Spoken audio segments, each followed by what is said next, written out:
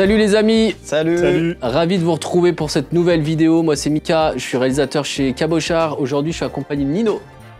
Présent. Qui est réalisateur aussi et directeur de production. Et notre ami Pierre, cadreur, monteur, droniste et évidemment dealer de comté du Jura. Aïe, ouais, il est connu comme le loup blanc dans le Jura avec le comté. Ouais. Voilà, on complète les fins de mois.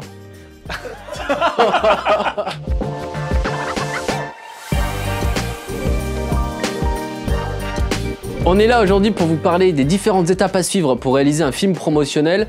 Alors un petit peu de contexte, peut-être Nino, est-ce que tu veux nous expliquer ce que c'est un film promotionnel? Ouais, très rapidement, un film promotionnel pour les entreprises, c'est la valorisation de l'entreprise en elle-même, donc les valeurs de la marque par exemple, expliquer des services, promouvoir les locaux d'une entreprise, montrer les salariés, ou alors ça peut être aussi tout simplement la promotion d'un produit en lui-même.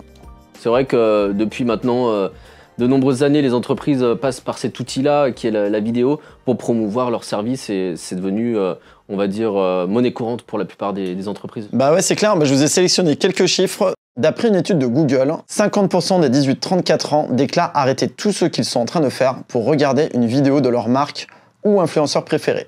Il y a une autre étude relayée par le site HubSpot, 50% des internautes recherchent des vidéos liées à un produit ou un service avant de se rendre en magasin.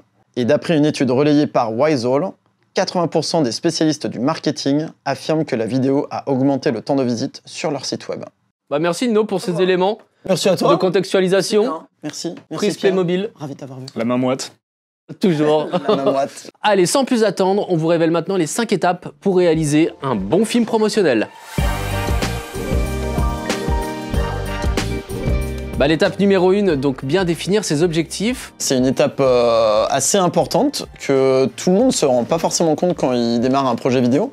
Déjà, c'est important de se poser la question de la cible, évidemment, à qui on s'adresse dans la vidéo. Quel ton on va employer, quel message on va vouloir donner et aussi où est-ce qu'on va diffuser le film. Parce que tu vas pas faire le même type de film, choisir le même format en fonction de l'endroit où tu vas le diffuser, tout simplement. Surtout si c'est sur les réseaux sociaux. Les réseaux sociaux, ça va très très vite. Les spectateurs, ils veulent avoir un truc immédiatement, au bout de 5 secondes, si t'as pas capté l'attention. Et c'est mort, les gens ils passent à autre chose. Donc vraiment l'introduction des vidéos, si c'est pour les réseaux sociaux, faut bien la soigner, bien réfléchir à ce qu'on va dire. Et puis voilà, c'est déjà pas mal déjà de se poser, de définir tous ces points-là, de tout réunir et puis de se dire pourquoi je fais cette vidéo. Ces points-là et ces questions qu'on va poser généralement aux clients pour bien cadrer le projet, savoir où on va et puis quel format aussi on va proposer. Soit on va partir sur du motion design, soit de l'interview, soit de la publicité. Donc voilà, c'est une étape qui est primordiale et hyper importante. Je vous propose de passer tout de suite à l'étape numéro 2, l'écriture du scénario. Nous voilà dans l'étape de l'écriture du scénario. Alors, on assimile souvent scénario au dialogue, c'est vrai, mais en fait, c'est pas que ça. Moi, en général, ce que je fais, je me fais un tableau à colonnes, tout simplement. Donc, je remplis une colonne, tout le contenu prévisionnel des interviews. Ensuite, je vais remplir dans une autre colonne la voix off. Et troisième colonne, hyper important, je vais écrire tout ce qui va se passer à l'image, en fait.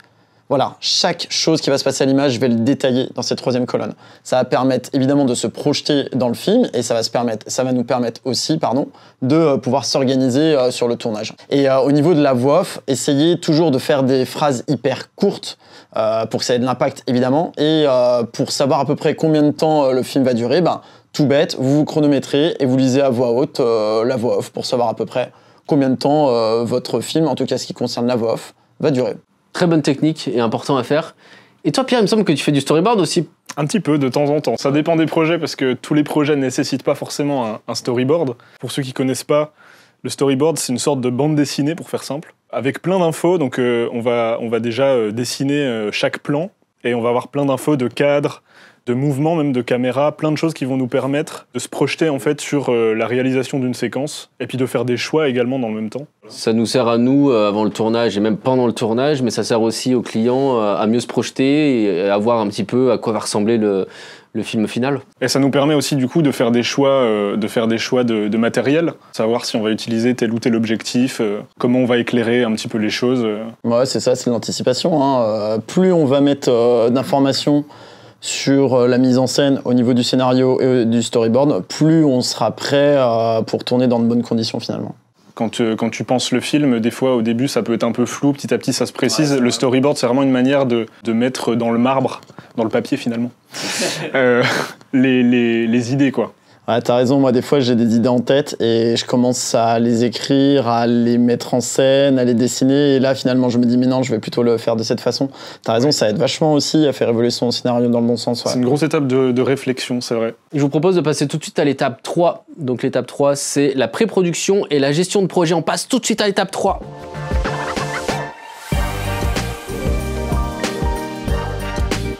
Nous voici à l'étape 3, donc la préparation du tournage ou la gestion de projet, autrement dit aussi la pré-production. Alors cette étape, elle est très importante encore une fois parce qu'on va se caler avec le client sur la date de tournage, on va aussi voir qui on met sur quel poste, soit des intermittents, soit des freelances ou alors des personnes en interne. On va aussi éditer les contrats pour les intermittents, faire une feuille de service aussi qui va nous permettre de répertorier toute l'organisation du tournage. Et puis enfin aussi sélectionner le bon matériel, les bonnes caméras, les bons optiques et la lumière aussi pour partir en tournage. Moi je suis un peu le psychorigide de l'organisation du tournage. Moi je me fais toujours, pratiquement systématiquement un découpage technique. C'est encore un tableau à colonnes. Je passe pas ma vie à faire des tableaux à colonnes, quoique. Un petit peu. Et du coup, dans ce tableau, tout simplement, je vais décrire en fait encore une fois chaque plan. Je vais les numéroter et du coup, ça va me permettre de m'organiser sur la logistique et le planning de tournage pour qu'on puisse rentrer tous les plans qu'on a besoin de faire dans la journée. Et découpage technique, franchement, faites-le. C'est un document qui va vous être utile autant au tournage qu'au montage. Et toi Pierre, alors au niveau de la préparation du matériel, ça se passe comment de ton côté ? Mais du coup, avant chaque tournage, on repasse sur tout le matériel qu'on va utiliser pendant le tournage. Ça concerne tout ce qui est optique, tout ce qui est objectif, caméra, lumière, réglage des caméras, etc. C'est des choses qui peuvent paraître assez basiques, mais si on les fait pas à ce moment-là, si on prend pas de l'avance, ça peut nous faire perdre beaucoup de temps. Moi, t'es obligé de tester forcément le matériel avant de partir en tournage, c'est clair. Il suffit qu'il y ait un petit truc qui marche pas, et puis sinon après tu perds des heures. Des fois, rien du tout, juste un trépied, il manque la semelle. Classique, on connaît tous le coup de la semelle. Et on peut pas utiliser le trépied. Des choses des fois basiques, mais voilà, c'est pour ça qu'on a une checklist. Et une fois que c'est fait, on peut partir les yeux fermés. Le lendemain en tournage, on est plutôt tranquille. On passe sans plus attendre à la partie et à l'étape numéro 4, le tournage. Et nous voilà à l'étape 4, donc, qui est le tournage. Alors qu'est-ce qu'on peut en dire, comment on se prépare, avec quel type de matériel surtout on va en tournage, Pierre ? Alors, on a plusieurs types de caméras. C'est vrai que celle qu'on utilise le plus souvent pour des prestats type corpo, ça va être des caméras assez maniables, faciles d'utilisation aussi, qui s'installent rapidement, etc. Après, on va pouvoir les mettre sur trépied, comme ici pour ce setup. On va aussi pouvoir les mettre sur stabilisateur pour faire des mouvements plus fluides. Des travelling, donc. Voilà, mouvements type travelling, suivi de personnes, etc. Vous avez plusieurs types d'échelles de plans que vous pouvez faire. Donc vous avez, alors on va pas tous les faire en revue, mais les principales, les plus importantes à connaître. Donc vous avez le gros plan, vous avez le plan poitrine, qu'on fait régulièrement en général en interview, assez classique. On a le plan taille, et ensuite vous avez le plan américain. Donc plan américain, en fait, c'est juste en dessous de la ceinture. Et ensuite, le plan d'ensemble ou plan large, où on va avoir un grand plan de situation, comme ce qui est le cas ici sur le plan large. Voilà. Je pense que c'est déjà bien comme notion de base. Faites bien attention aussi à faire votre point, histoire que l'image soit nette et que le sujet que vous filmez soit net. Évitez aussi les contre-jours, ça va être difficile à rattraper. Puis au niveau du cadrage, il faut aussi décentrer. Sur une interview, je parle, il faut aussi décentrer sur un tiers de l'image. La personne que vous allez interviewer, c'est important aussi. Qu'il n'y ait pas trop d'air au-dessus. Voilà. Ouais, pas trop d'air, mais pas non plus... Enfin, faut pas que ça soit casquette, comme on dit. Au niveau du son aussi, important. Sur les prises de son, il faut vraiment faire attention à filmer dans un environnement sonore calme, où il n'y a pas de travaux, où il n'y a pas de problème. Faites bien éteindre aussi les portables pour qu'il n'y ait pas d'interférence.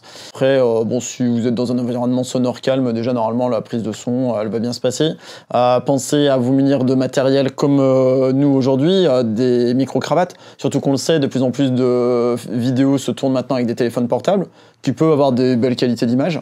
Mais par contre, l'enregistrement sonore du téléphone portable, vous pouvez oublier. Clairement, ça, c'est toujours pas du tout adapté.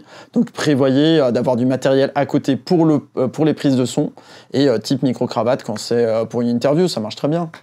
L'éclairage aussi, c'est super important. C'est vrai qu'on a tendance à négliger ça, surtout quand on commence dans la vidéo.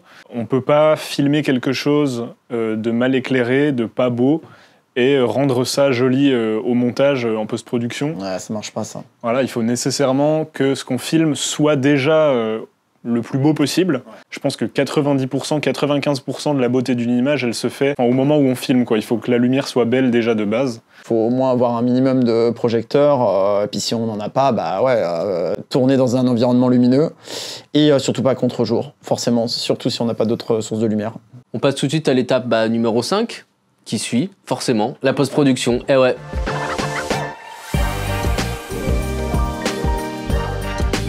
Et nous voici à l'étape 5, donc la post-production, autrement dit le montage. Pierre, est-ce que tu peux nous en toucher quelques mots? Quel logiciel par exemple tu utilises? Alors on est sur la suite Adobe, donc c'est Premiere Pro pour le coup qu'on utilise pour faire le montage. On l'utilise de pair un petit peu avec After Effects parce qu'on va régulièrement aller sur ce logiciel pour faire des synthés, des titrages. Tout ce qui est synthé, ça va être l'affichage du nom, prénom, fonction de la personne au moment où elle parle. Des animations de titrage simples, quoi, qui sont régulièrement demandées pour des films promotionnels, hein, dès que tu as des interviews.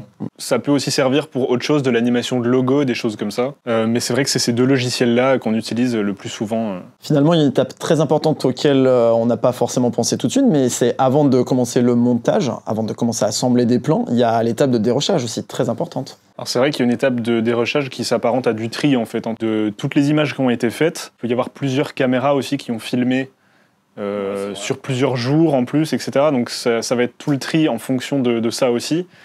Et l'idée, ça va être déjà d'enlever tout ce qui ne sera pas utilisable, des plans poubelles un peu comme on dit, des plans mal des éclairés, plans qui servent à rien, mal éclairés, des faux recs, des choses comme ça.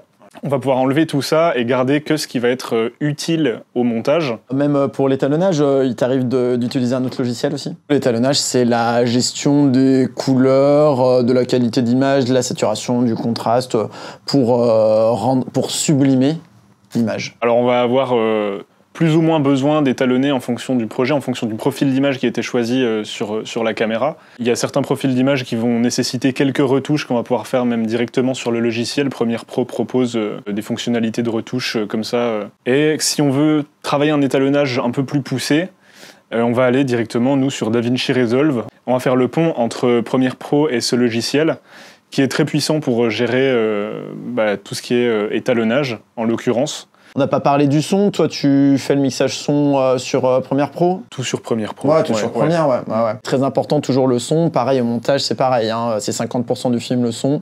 Vraiment, prenez le temps de faire un vrai mixage son. Ne vous concentrez pas juste sur l'image. Est-ce qu'on essaye de se lancer un peu sur les tips, les petites choses à savoir pour le montage? Déjà, en général, pour les films promotionnels, dans la plupart des cas, c'est dynamique, un montage dynamique. Essayez d'avoir des courtes durées de plans. Qu'est-ce qu'on peut dire d'autre? Le format du film, déjà, généralement, va être plutôt court, quoi, adressé généralement digital aux réseaux sociaux. De plus en donc plus, ça demande quand même un montage, comme tu le disais, qui soit quand même assez rythmé. Mettez-vous toujours dans la peau du spectateur, c'est pas facile, mais quand on passe des heures, des jours sur un montage, il faut prendre du recul, laisser reposer un peu et revoir son montage et se demander si le spectateur, il va vivre le film de la même manière que nous, on espère qu'il va le vivre, en fait, tout simplement. Il faut qu'il comprenne ce qu'on a envie de lui transmettre à travers le montage. Ce qui est intéressant aussi, important, je trouve, en montage, c'est d'avoir des cassures de rythme. On peut attaquer le film avec, par exemple, des plans drone où on a un rythme plutôt lent, où on contextualise l'action, et puis d'un coup, après, on rentre très rapidement dans un montage hyper rythmé. On revient sur quelque chose d'un peu plus lent, peut-être avec des interviews, des plans d'illustration où on explique quelque chose. Et donc voilà, faire vivre son montage, c'est aussi casser le rythme, comme je dis, comme j'aime bien le dire, casser le rythme au niveau des différentes séquences, comme sur un long métrage où on va avoir des séquences qui sont très rythmées, d'autres où on calme un peu le rythme. Si c'est tout le temps la même chose, même si c'est très rythmé, au bout d'un moment, il va y avoir un ennui qui va se créer.